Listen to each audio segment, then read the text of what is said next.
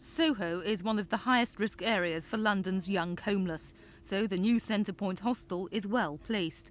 It'll take 27 youngsters a night, remain open around the clock and offer advice to about 1,500 homeless teenagers a year.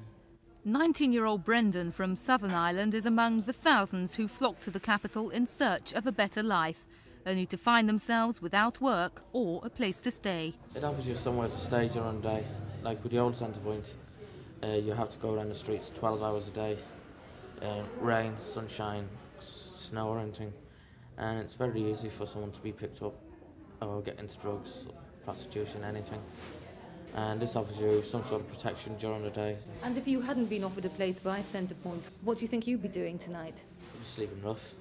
The new hostel, known as The Shelter, is owned by the Housing Association and cost £1 million to convert. It's being opened at a time when the problem of homelessness is getting worse and more young people are being forced to sleep rough in the capital, where it's difficult to escape the dangers of prostitution and drug addiction. The number of young homeless people in the capital is rising sharply. In 1987, there were 50,000 16 to 19-year-olds without a home. Centre Point estimates a 20,000 increase in 2 years. Problems faced by the homeless are also on the increase. In 1987, 53% of youngsters using Centre Point had slept rough. Today, 73% have dossed out. 2 years ago, none of the youngsters arriving at Centre Point had begged. Today, 37% have asked strangers for food or money. Of course, much more needs to be done because the big problem with this place is finding places for people to go afterwards.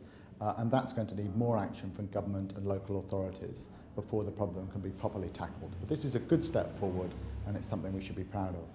16-year-old Andrea was thrown out of her family home in Manchester, but she's one of the lucky ones who've received help. There's not much hope for 16-year-olds at the moment, and I think it's a really good idea. And they're helping me as well, and I can talk to them with my problems. The staff are brilliant.